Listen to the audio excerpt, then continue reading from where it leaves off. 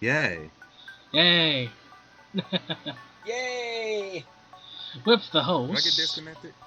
yes, with the hosts, myself, Kota, Grass Gremlin, the QQ, and Valley Valens, also known as Lady Fuzztail. Yes. Also known as Sexy Lady. What? I don't know. But you're gay. I don't know. Well, he apparently still likes your boobies anyway. Did that ever stop, lady? Does that ever stop me? Good point.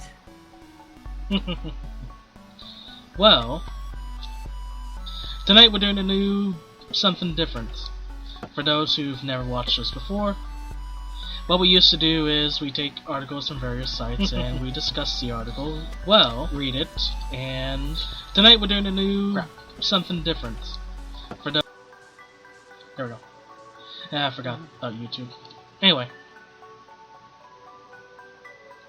We doing just something used different. to discuss articles and read them verbatim. Now Yep. we are creating our own content, sort of. Gonna be Yeah, looking at basically gonna be, various things. Yeah, what we're going to be doing this time is that we're going to be taking a few key topics from the articles we come across, and then we're going to distill all of them into basically talking points that we're going to be discussing each podcast around each of these several points.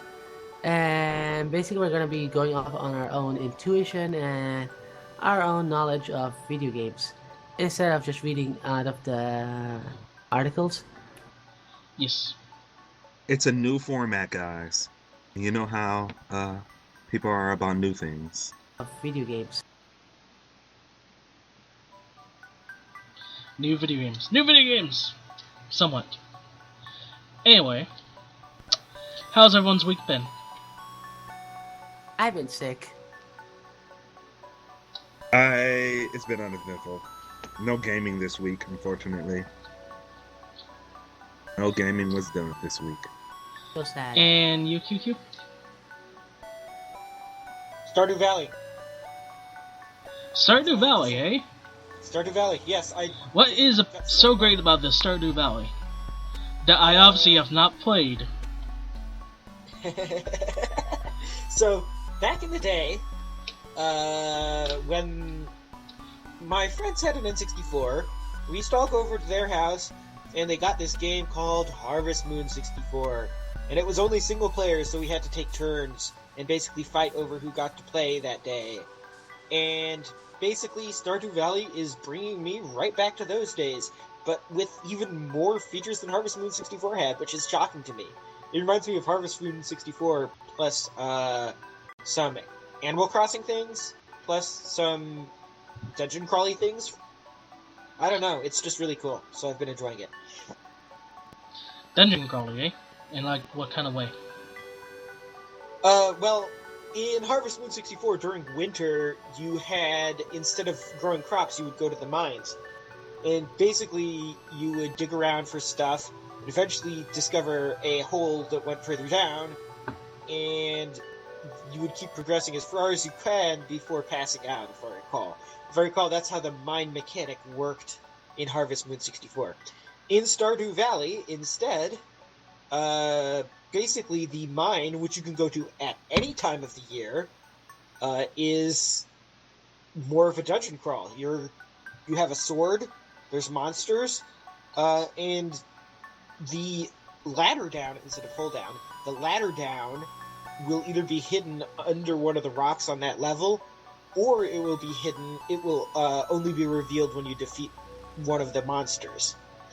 So it's a bit more mechanically involved than even Harvest Moon 64 was in just that one part of the game. And I'm actually finding out that to be true about almost every part of the game. It seems to be very well designed and to be quite mechanically complex in just about every aspect. So, and this is I haven't even made it through the first spring yet. I'm like halfway through spring, so I'm impressed. Well, I've Sounds actually like a very decided to well put-together game. play the game myself, and I People have been enjoyed it. encouraging me to play- What was that, Grim? No, go ahead. I've actually am enjoying it, and I'm almost done with Spring. I managed to get the community center offering for Spring to be finished at the last minute. Very, very last minute. Uger, what was you gonna say? I was saying that people have been encouraging me to play this game, and I've never heard of it before. But then people were saying that it's like Harvest Moon, and I've never played a Harvest Moon before. Neither have I. You've never played a Harvest Moon? I could No. describe Harvest Moon to you pretty quickly. It's basically Harvest Moon was Farming simulators, right? yeah, it's a lot like farming, but a farming simulator. But with basically each game in the series added more and more stuff. So it's more like by Harvest Moon 64, it was more like a country life kind of simulator instead. And I say simulator loosely. It's more like it's not really a realistic simulator of anything. It's more of a it focuses on fun gameplay more than being an accurate simulation. So this is very much like that. Only with more of everything, as far as I can tell.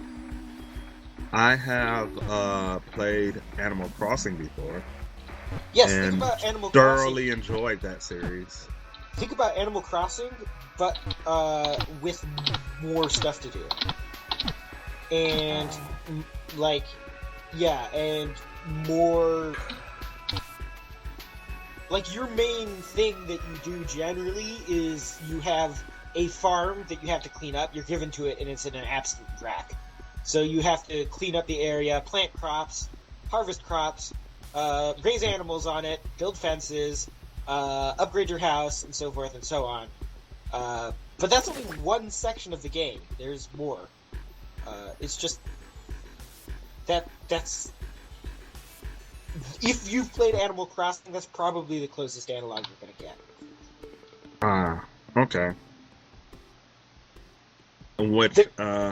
When you guys were recommending me it, I was really I was like confused because it was just sudden out of nowhere. Everyone was like, "You should play Stardew Valley," and I'm like, "I don't even know what that is." Yeah. That's why they want you to play it, because you don't know what it is. And also, I am streaming the game in the background for everyone. No, this is not Stardew Valley. This is Sanctuary RPG. I am probably going to get my ass kicked multiple times, but you all get to enjoy my suffering.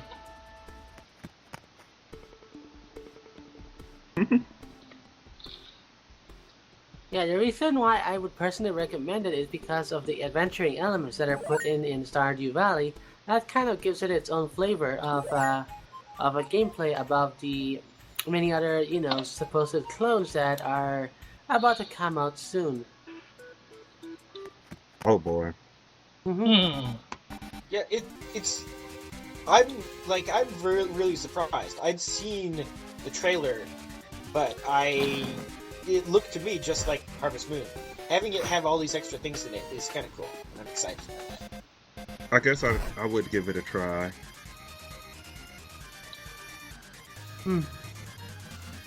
Yeah, it's actually it is about $15 on Steam and on GOG.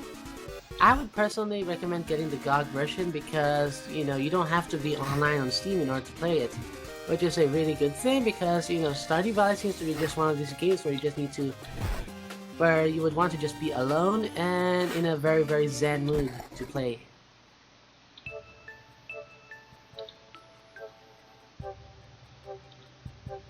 Anyone else? I got nothing else to I really got say. nothing. I was kind of focused a little bit on the game and not dying.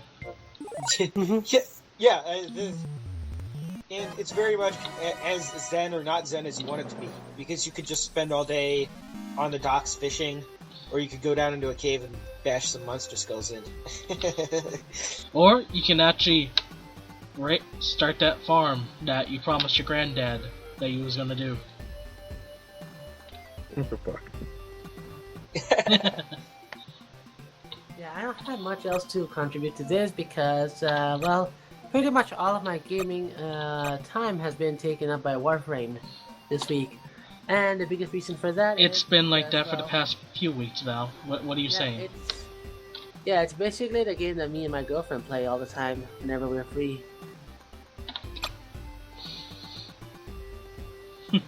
Yeah. And there's really not much I could say about it that I haven't already said before. Passerine wanted to inform you all that he's gay. Who? I'm checking chat. I said Passerine wants to inform you all that he's gay. Well, you know what? Oh. My face is gay. What do you think about that? So are you saying his crotch, your face, now? I don't know, maybe. It's going to happen. Oh, Oh god. Alright, so let's get to the topics, shall we? Well, yes, we should. No, Sure. we should dick around for another 1 hour or two.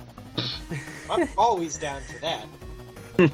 Alright, so for the first topic, we would like to talk about the recent fiasco with localization. And this time the culprit is a localization team associated with Nintendo, and they are responsible, well, they were responsible for localizing Fire Emblem Fates. And as a result of such poor localization, a boycott movement called Torrential Downpour has been set up to try to spread awareness of the issues of such poor localization efforts. Q? So, there's already been one thing that I consider to be a positive result from this. In a sea of, I mean, let's face it, there's always been an issue in gaming where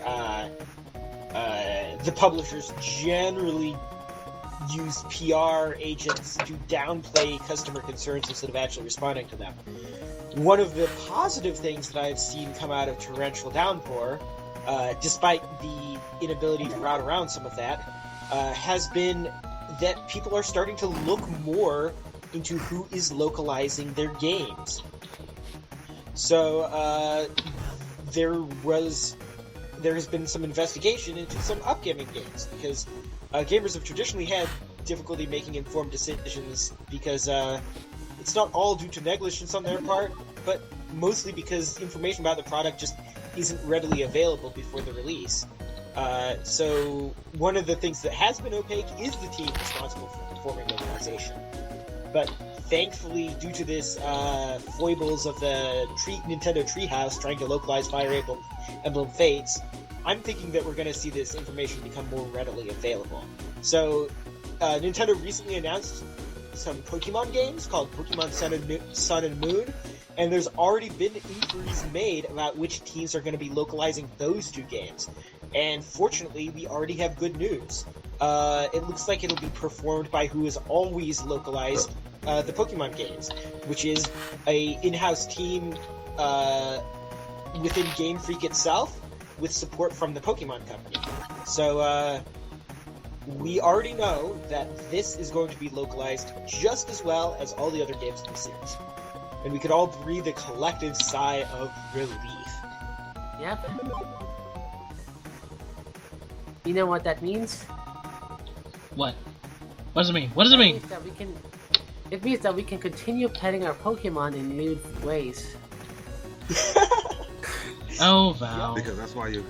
You that's why you damn like degenerate furry. You know you want to. But yeah, this is actually a very, very good thing to come out of this sordid affair, because now it's going to start a precedent for companies to pretty much be required to disclose who's localizing their games prior to release. Like previously, right, this sort of question has never been put on the table because of Operation Torrential Downpour, which is, you know, a boycott with a very, very nebulous set of goals to begin with, right, has actually accomplished something positive, which is basically to provoke a sort of new practice within the industry, where companies responsible for localizing a game is almost necessary to be disclosed to the public. Yeah, that's really important, right? Because the only way you see improvement in a industry is if you have an informed consumer base that's voting with their wallet.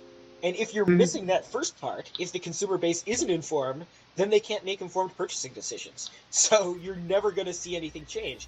And this is something that you keep seeing with EA, right? EA keeps putting out games that after release, people are very dissatisfied with them. But it's too late because they already bought them. Because EA spun up the hype machine and advertised the heck out of them, and people thought that they were getting one thing, but ended up getting another. Anything that can be done to increase consumer knowledge of a purchase before they make it is a very positive thing in my book. Yeah. Exactly. Because for any industry to stay healthy and free of corruption, I do think that transparency and being open about how you're doing business is one of the most vital aspects of it. Oh, yes. As soon as stuff starts being done behind closed doors, it opens the avenue for so much more corruption to happen within the industry. And we end up with stuff like, companies not disclosing who did the translations, who did the localizations, or even, which company managed to port which game to which platform. Those are a lot of things that most of the gamer audience don't even notice, but it's quite important if you're going to invest in purchasing something. Especially with the price of certain AAA games nowadays that seem to just go up, and the fact that they also tack on now more DLC each go around. Now the overall price of the game, which in the olden days was about $40, $60, and now it's about $200 for a final product, such as Star Wars Battlefront. Or fucking $200 fucking dollars for a multiplayer only fucking game. It's kind of distressing to see Nintendo going down these routes with Japanese video games, because that currently is the only haven for getting a almost a complete product.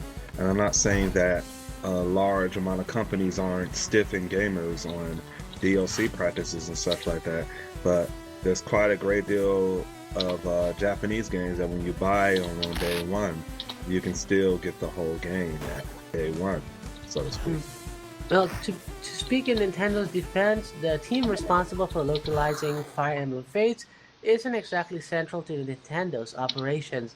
And as such, I do think that things like that are going to slip between the cracks when it comes to Nintendo's quality assurance, thing, whatever it is they're doing. Exactly. Yeah. Yeah, Nintendo. So Nintendo of America has somewhat always had a problem with localization, though. It's actually kind of funny. Raindrops, one of the guys I work with to make videos, did a lot of research into this, and he found out that a great example is the old DuckTales game, which was hilarious because it is a Western cartoon that was made by Nintendo in Japan, but when they brought it over to the US, they localized it and changed things.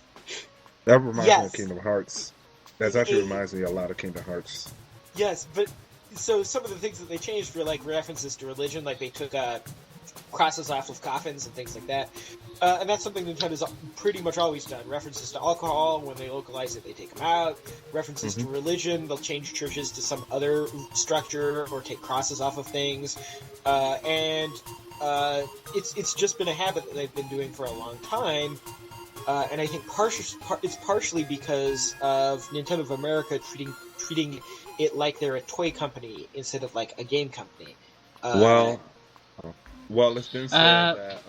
I don't mean to interrupt you guys for a moment, but in the game, I stumbled across a pattern drawn in the ground. It gave me the option to cry on it. I cried, then a potato materialized from my tears and gives me clothes. Wait, which game is this? Sanctuary RPG, Black Edition. What? Exactly. What? Excuse me. What? That sounds about right. For classic I'm, RPGs. I'm confused. I cried on a circle that was drawn in the ground, and from my tears materializes a potato, and the potato gives me clothes. And this game is called what again? Sanctuary RPG. Never even heard of it. Yeah. That's strange. Yes, it is. That was very strange. I'm somewhat confused by the relevance of that in this topic, but It just surprised me, and I wanted to share it with you all. so it was a damn non sequitur. Yes. Well, it's a double non sequitur, right? We've gotten meta Yeah. here because it was a non sequitur to the podcast, but it was also a non sequitur within the context of the game itself. Oh yes. Well, carry on. I wanted to state something that a lot of people haven't noticed that surprisingly I didn't think about until I read up about it. Nintendo has a history not only of being kind of crazy about localization, but crazy about their Japanese products in general. Do you remember the Wii and the whole Operation Rainfall debacle? And the fact that a lot of the games that have been released have not been localized yet. A lot of games that have been released in Japan haven't even been released in America. The whole petition didn't really fall through, but Xenoblade got released here.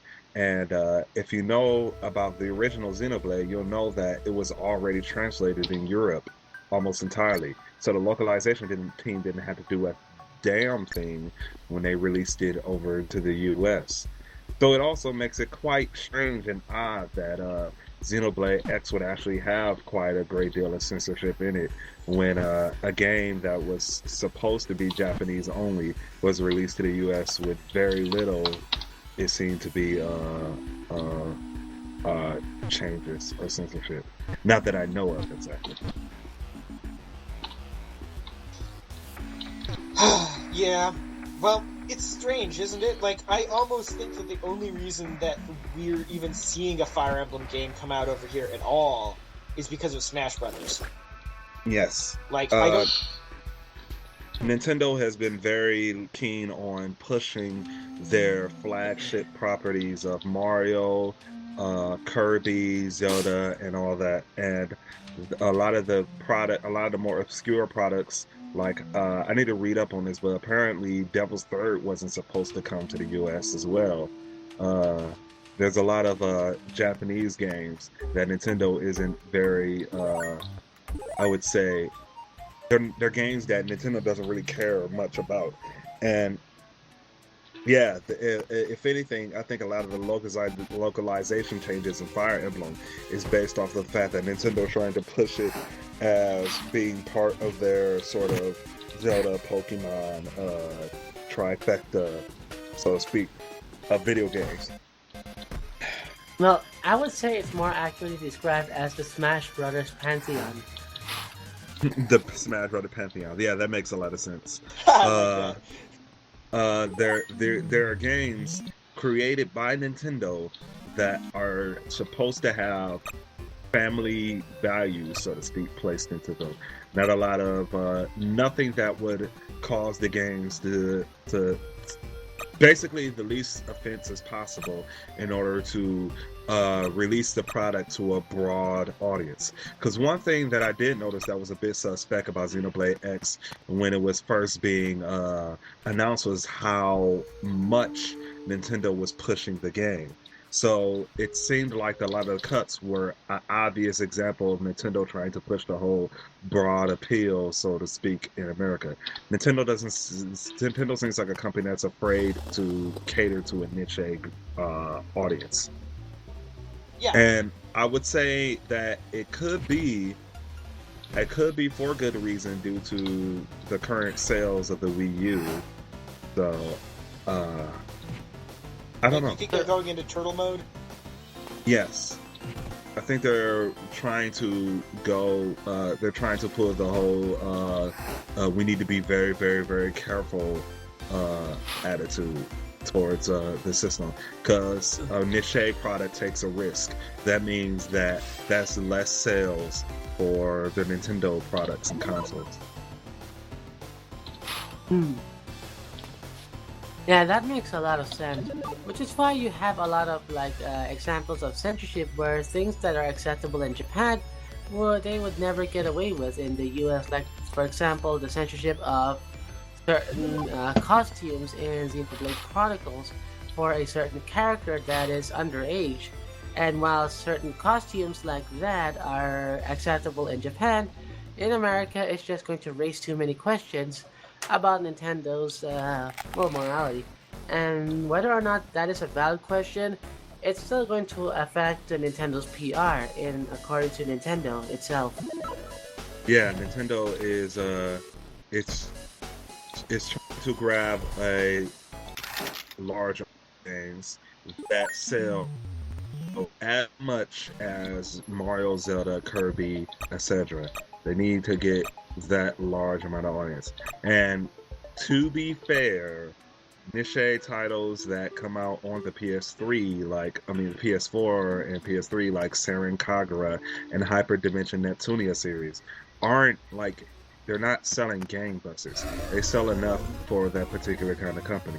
And I think it's different for a big company like Nintendo versus a small company like, say, Xseeds or Atlas, so to speak. Yeah, it's an opportunity cost. Like, Nintendo could, we could spend this amount of time and money to do this, or we could spend this amount of time and money to make something with broader appeal. Why don't we just do the latter, and then we'll make more money back? Yeah, so it's all about the money, of course.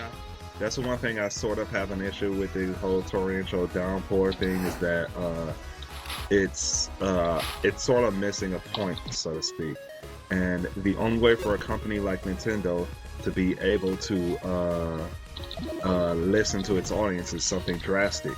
It needs to lose sales. Its sales figures need to be affected by this. Yep. Because I think money for Nintendo is a lot more important than reputation. Other companies. Yeah.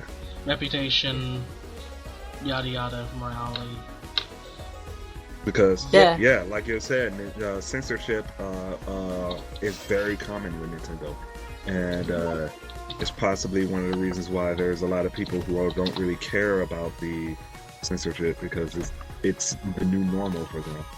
And something like this needs to make a large enough of a stink and affect Nintendo more than just yelling on the internet about things, because people have yelled on the internet for years. It needs to do something drastic. Something drastic has to happen. And I felt like the current censorship stuff should have been the straw that broke the camel's back, but it doesn't seem like people are doing anything other than the same outrage they did 3 or 4 years ago against how Nintendo reacts to their Japanese products. Basically. Yep.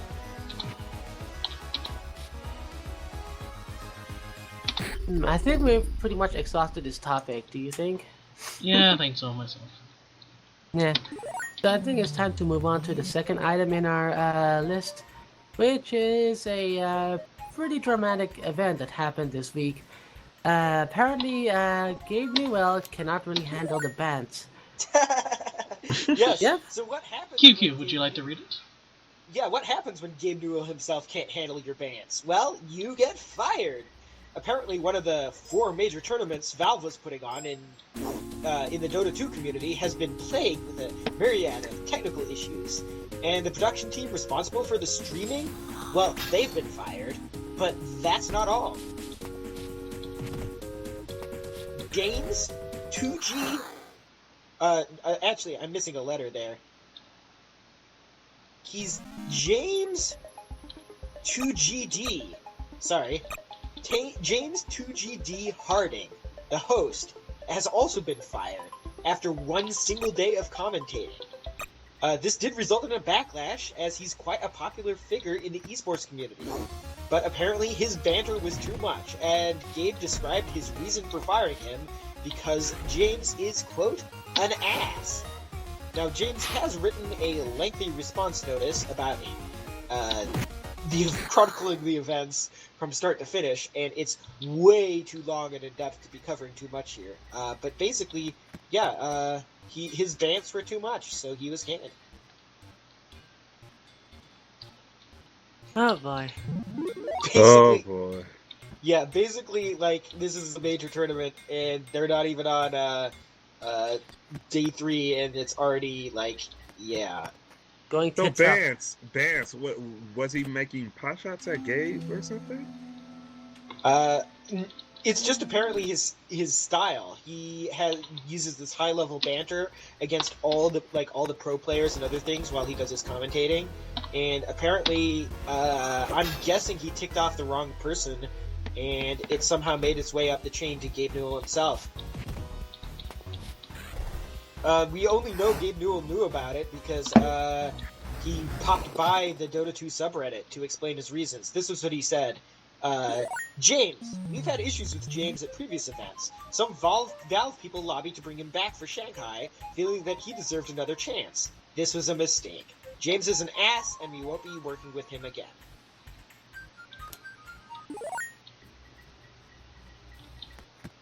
So, there you go. Yeah. You know, I don't think any one of us can really opine on this since, well, anything could have happened between, Gabe Newell and James. So it really isn't our place to say whether or not James is in the right or Gabe Newell is in the right. What we could say is that this whole thing has been a shit show for all people involved.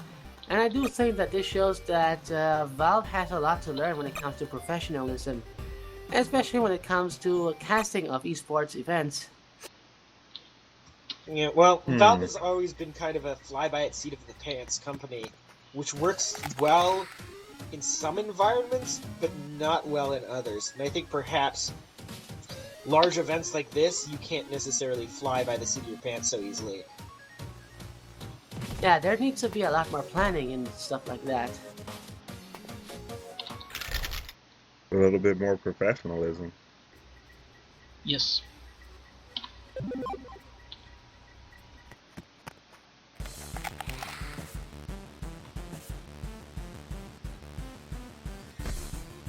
Dead air. I got really nothing else to add to it. Isn't it like dead air? Everything got silent. To be honest, I'm not much of a Dota 2 player, so I don't know any of the personalities involved or anything like that. Yeah. I just thought it was good comments about it or anything. It is interesting I that was waiting for someone Gabe to say himself basically fired someone, in a way. Well, we're not exactly sure if he fired him or if he was just doing damage control, but the way that Valve did the damage control definitely makes it look like Gabe Newell was somehow involved in the decision. Yeah. I'll just leave you with, I don't think there really is much we can say about this beyond, this is pretty hilarious and it's unprofessional. I'll just leave you with this. The Dota 2 tournament casting really wasn't worth the wait.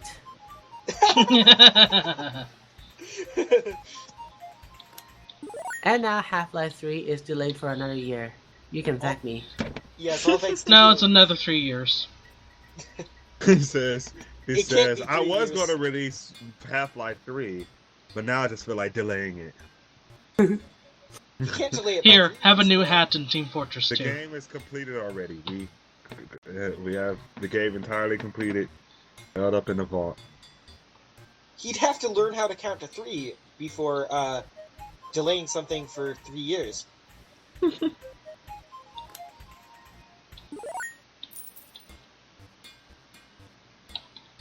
Alright, I think that's just about all we have on that topic. Again, this is something interesting that's going on in gaming that, Our artist named Seth Iova got commissioned to draw a furry Gabe Newell.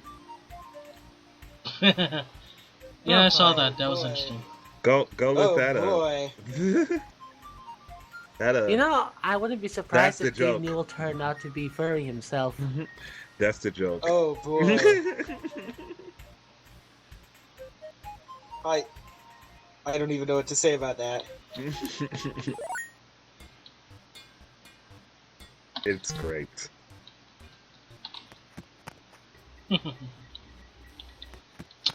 uh, I'm gonna read that. That's the whole thing. So, who here enjoys Kevin Smith? Kevin Smith movies, Kevin Smith cartoons. Okay, I'm gonna say something right now. What? I'm gonna say it right now.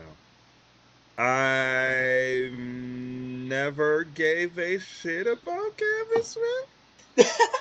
I'm probably not either. I'm not that old, even though I'm almost 30. I suppose I'm not within the Kevin Smith fan club people or something like that. I didn't even heard of the guy until like 2 years ago. So I've seen the movies. I've seen Jay and Silent Bob. I've seen parts of Clerks. I thought they were kind of funny movies. That's quite my Kevin Smith knowledge goes on there. I know he has a Batman podcast where he talks about Batman a lot, right? Right? I'll take your word for that. He also made a movie about that I've never seen, but I heard a lot about a guy being turned into a walrus. I don't know about that one. So, the reason why is because apparently he's having a idea for a game. Kevin Smith, famous for so many one-liners from Jay and Silent Bob movies, such as... Yep, that's a quote. It's crowdfunding, not a movie, but a game. From crowdfunding page, it is called the Jay and Silent Bob The Game. The Game! The Game! It will be side-scrolling beat-em-up with tag team and combo mechanics. Whatcha! I wonder if they will have finishers where Jay will be like bring out his music bot, his boombots, and be playing the song. You think I'm sexy? I'd fuck me. I wonder if he would do that. But I digress.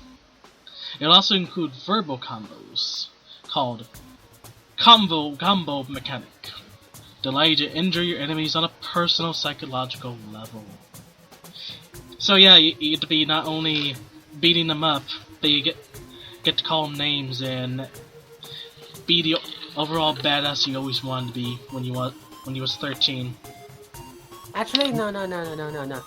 This isn't a beat 'em up. This is a bantam up. Remember, folks, those scars take longer to heal. I And can't wait but for the there is amazing one voice problem we must all work as discuss. Silent What? Bob. Sorry, I I can't wait overtalked you. for his amazing voice work as Silent Bob. So, there is one unfortunate thing we must discuss. One unconventional truth. It is being advertised on Tim Schafer's Fig platform. Oh boy. Oh boy. Of course. But something that, sounds pretty awesome and would be awesome to just mess around with is now ruined because fucking Tim fucking Schafer.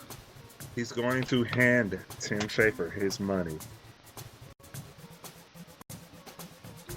Yep. Tim Schafer is going to lose it in the couch. No. You see, he's going to instead pay it to buy the other sock that he needs. That way he has a sock on each hand. And then we'll try and make bad jokes with both of them.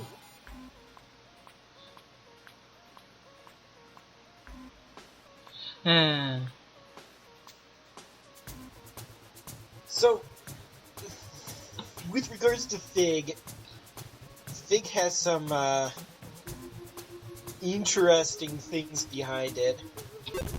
The big thing about Fig is that it's not just a crowdfunding platform, but an investment platform, which is what a lot of people mistake thinking that crowdfunding is. It's generally not an investment, but Fig is trying to be one. In other words, if you give a certain amount of money you consider to be invested in the game or product, and then it will pay out if the game or product does well, and you'll actually get some money back. Oh, that sounds seedy. Well, here's the thing. It's as far as I know, last I checked, it's actually illegal. They're waiting on the Securities and Exchange Commission to pass a law that will make it legal, which they are planning to do. But their filing with the SEC is very interesting. There are videos and other research done on it. I suggest that if before you decide to invest in a game and shell out your money, because keep in mind the investment level is a couple $100 if I recall. It's much more than you would normally give on a crowdfunding platform. I would suggest that you do your research. I mean, you should be doing your research for any investment, but especially for investments on Fig. Don't give your money to strangers. Don't give your money to people who can't count. Mm-hmm. Don't give your money to people who can't count. That's fantastic. Well, I have to wonder though, what happened between Tim Schafer and Kevin Smith to make Kevin Smith pick Fig over other crowdfunding platforms? Because this is something that is worth investigating, to be quite honest. Yep. Like, what is it about Tim Schafer and Kevin Smith that compelled Kevin Smith to use Tim Schafer's platform as opposed to other more successful and more tested platforms on the same vein? Because as far as I know, Fig's not really ever been successfully used in a campaign other than that one, right? Mm-hmm. I honestly don't know. Maybe he's friends with them or something, or maybe he heard something that it will be a guaranteed hit since Tim finally got the money for his campaign pretty much the last week. Yeah, I should revise my statement. I said a successful crowdfunding campaign. By that, I mean the money has been successfully raised. I don't really consider it to be a successful campaign until, there's actually a product that exists. And going by Tim Schafer's track record, a product existing after a single crowdfunding campaign is not necessarily something with the best track record. Mm-hmm.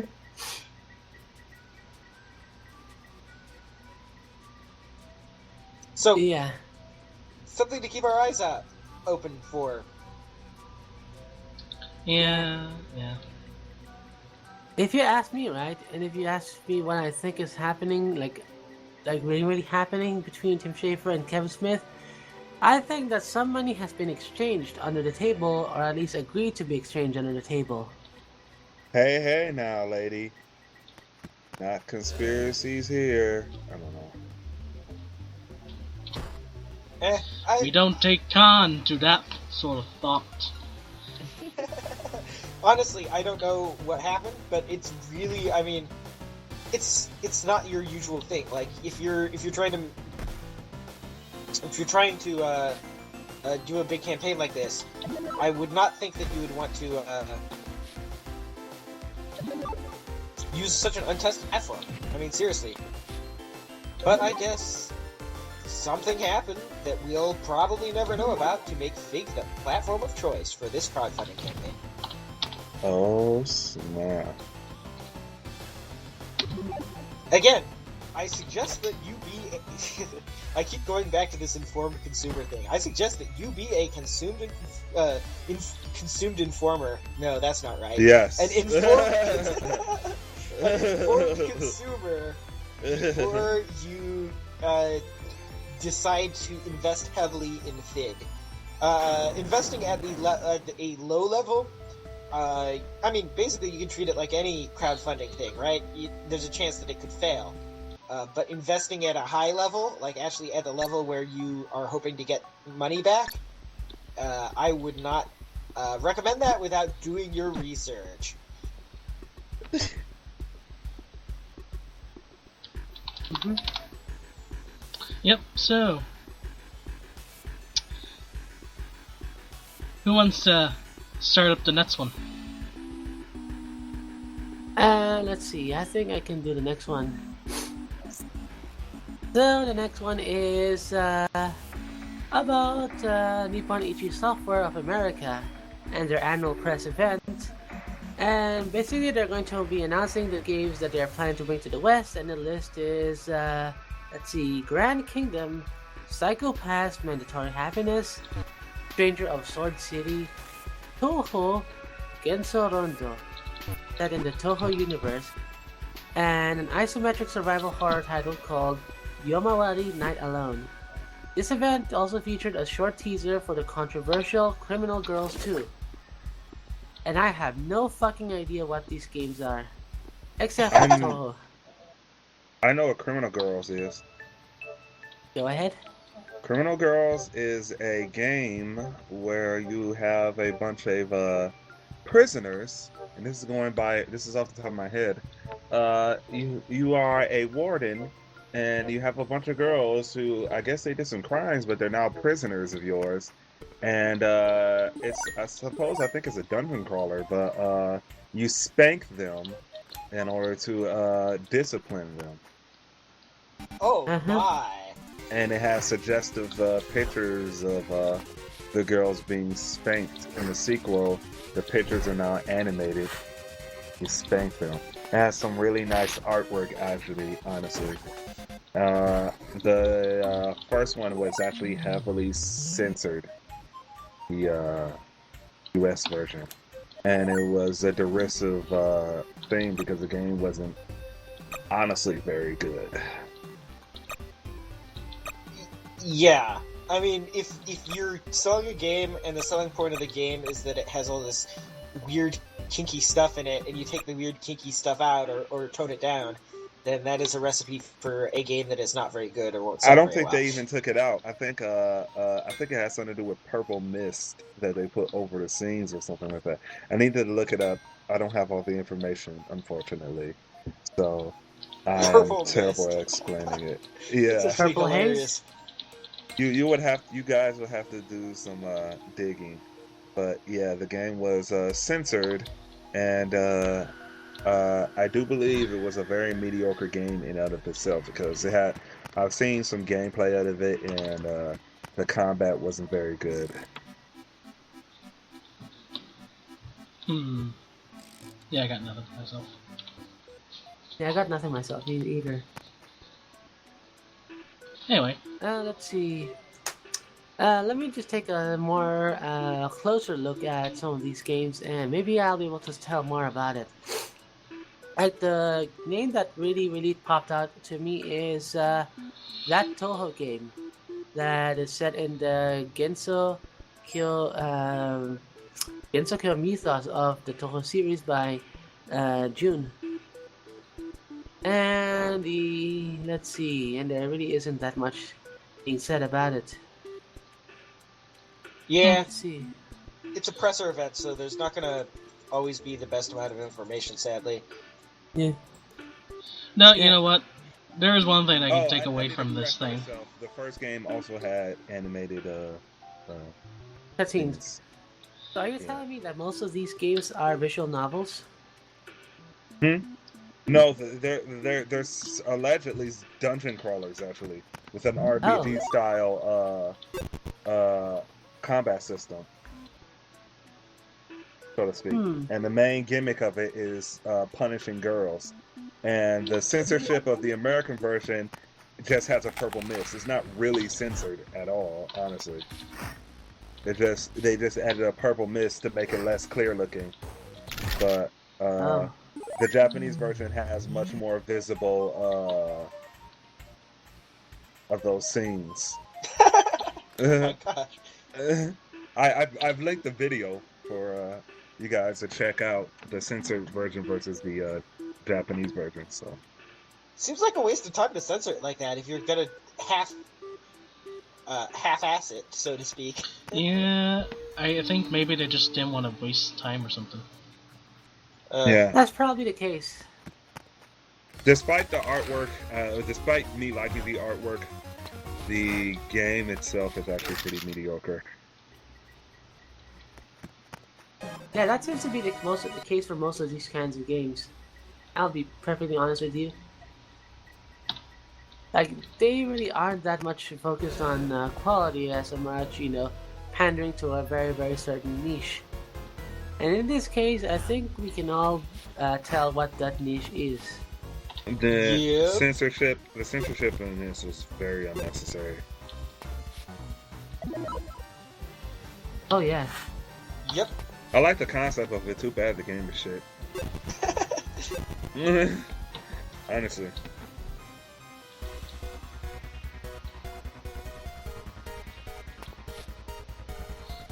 Well, I can take away one thing, like I was trying to say earlier.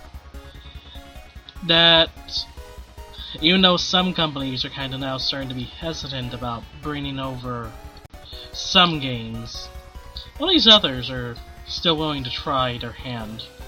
Even if America wants to go, oh my god, a booby! Cover the eyes! Cover the eyes! That's sexist! I hope they spend a little bit more time on these than they did on the Disgaea one, because I'm hearing from multiple people who've played it that it has some problems still. Which Disgaea? You mean The Disgaea Steam VC? version? The Steam version of Disgaea has a lot of problems on Yes, launch it does. when it came out on Steam. However, I must admit, defense, it is not nearly as bad as the Tales of Symphonia release on Steam. I actually checked out the scores of the Disgaea on Steam, and it turns out that the user approval rating of Disgaea on PC is sitting pretty comfortably at 70%, while the Tales of Symphonia Steam version is still at 51%. And considering how much more popular Tales of Symphonia is to its niche audience compared to Disgaea, well, you can tell that Disgaea's PC port, while still playing with a lot of problems, is miles better than what happened to that disaster report, Tales of Symphonia. So yeah, I mean, like, at least the problems with the port of Disgaea is actually fixable with user mods. This piques my interest because if y'all don't know already, I happen to be a really, really, really big Disgaea fan. Really? Actually, I did not know that because you never talk about it to me. Yeah, it's I'm surprised no one ever asked me about this, but I'm actually a huge Disgaea fan. So, yeah, that was something I need to reveal. A good chunk of me as an artist for a long time, I used to draw exactly like in the Disgaea style before I moved on to a different style. I think the Disgaea style is Dorbs. Yeah, I get a lot of my I still actually get a lot of my inspiration from Disgaea. So.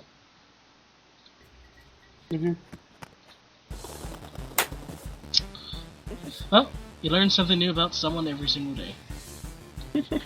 Now I know who else I can talk to about Disgaea.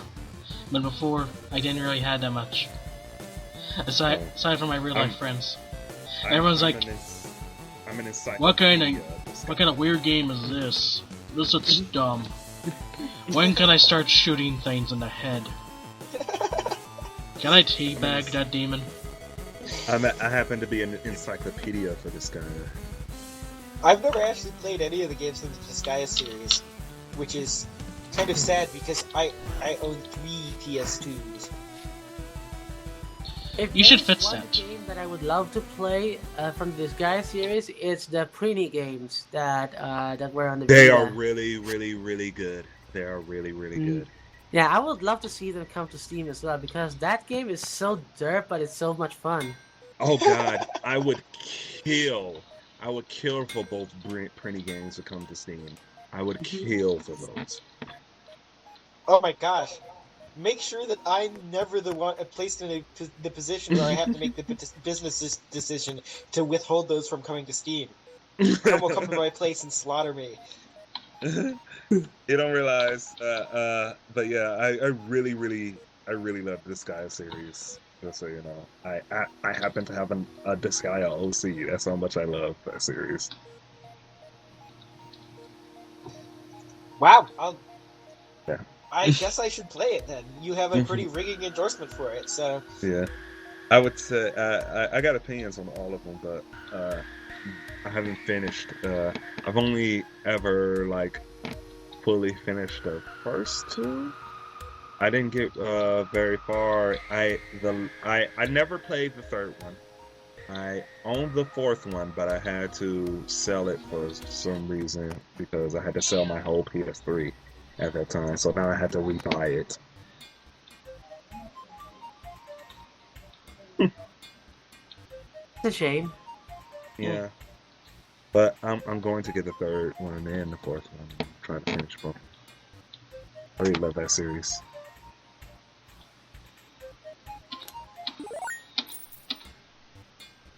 Okay then. Hmm. Is there anything Well. else that you want to add? Dude. Dude. Dude. Dude. Okay, moving on. The final topic of our podcast today is, let's just say it's pretty funny. Let's just say the Sony Power Glove, it might be a thing. Oh my Sony gosh. Pirate Love? Power Glove. Power Glove. Oh. Yep, Oh. because Sony has been discovered to be getting some mighty suspicious patents lately relating to interface devices. One of them is titled Thumb Controller, Glove Interface Object, and Systems and Methods for Providing Feedback to a User while Interacting with Content. In Oh, other boy. words, these patents seem to be related to control devices that allow you to control things by sensing your hand with a glove. Yep. Mm-hmm. In other words, it's gonna be bad. Oh, snap. Oh, snap. This is actually an interesting thing because let me put it this way: the Nintendo Power Glove, right? The prototype is actually a very, very, very good piece of hardware, and it's very, very, very responsive.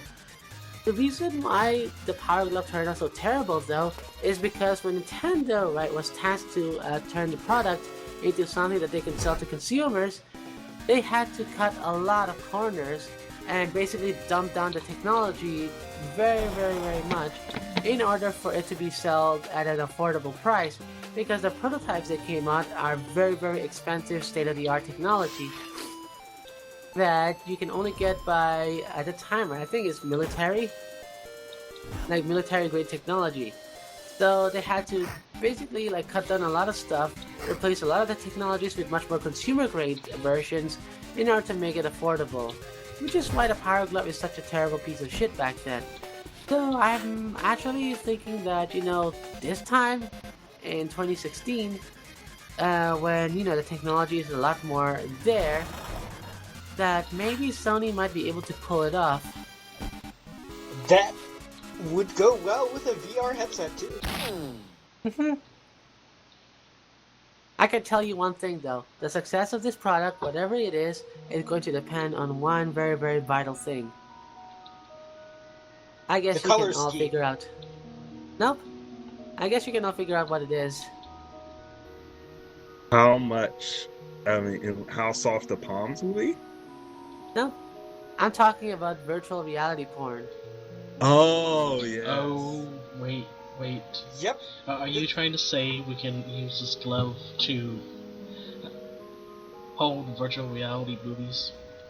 Yes, the third patent was related to haptic feedback. In other words, being able to not only having the glove detect your inputs, but having the glove be able to give you sensations as well. Yep, that is the thing.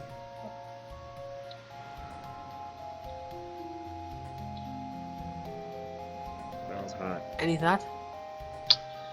Well, Well, I don't think I need to voice my thoughts because I think you already know what I'm thinking. My response was a sexual joke.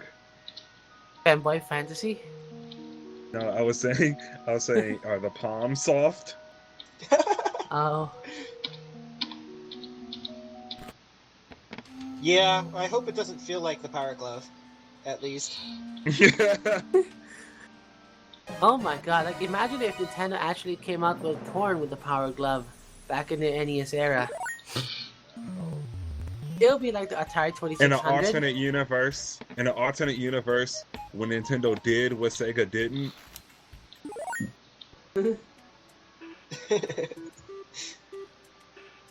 Sega's right. Sega does what Nintendo don't. It's hard to come up with a pun when flipping those around, unfortunately. Yeah, unfortunately. There's But the one thing that Saturn I want do to that I've actually been wondering is how does Sony plan on adding haptic feedback systems onto a glove? Because no other consumer grade company has been able to pull that off before.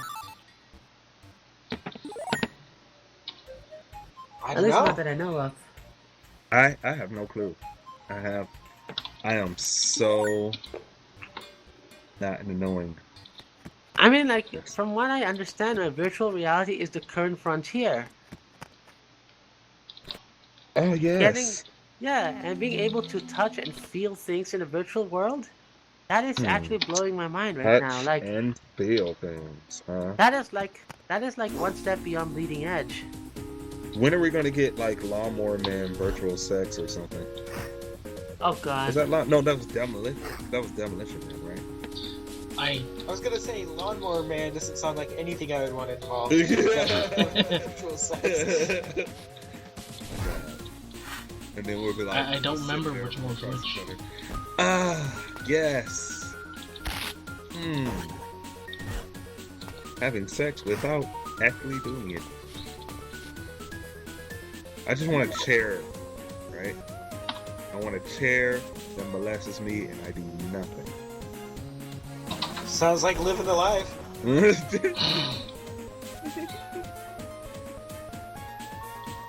the chair do all the work. Sounds like a plan.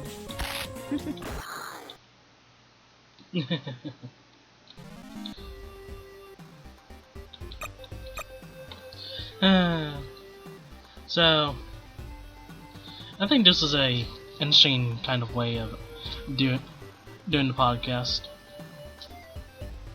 Oh yeah, it is. It makes it much shorter. It's much brisker, and we have a lot to say about different topics, right, guys? Woo! Yeah. Woot. Mhm.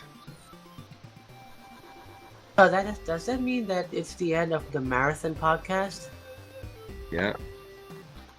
I'm not sure if that's a good thing or a bad thing. I would say Well, it's a at good least for thing. me. The marathon podcasts were very exhausting. Yes. They were called that for a reason. Dang, nothing was worse than ending the podcast and suddenly feeling the need to sleep. Yep. I don't know. I mean, come on, you cannot tell me that it's something that that is really invigorating to do a podcast for like 5 hours. Now, only you can get invigorated by doing a podcast for 5 straight hours. Man. It was a barren wasteland in the chat, unfortunately. I Guess we I didn't think do enough promoting. No, that's alright. The chat must have just thought we were doing everything perfectly. Oh, okay, great. They didn't They need to didn't comment, have right? to say. They didn't have to say anything. This was the best podcast they ever listened to. There's Yep. not a single podcast on the internet better than this podcast.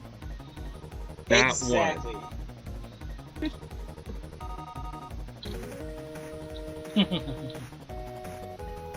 Anyway, if you do have feedback and you're not listening right now, but you're listening at a later time, feel free to leave comments, and we will probably...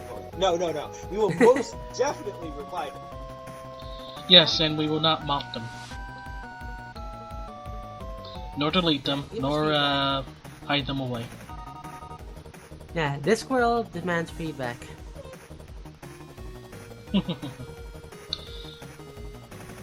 Well, I thank you all for tuning in. This was the Star Sequence Podcast, episode 26. Hope you all had a good time watching. Do do do Bye-bye. do do do do do.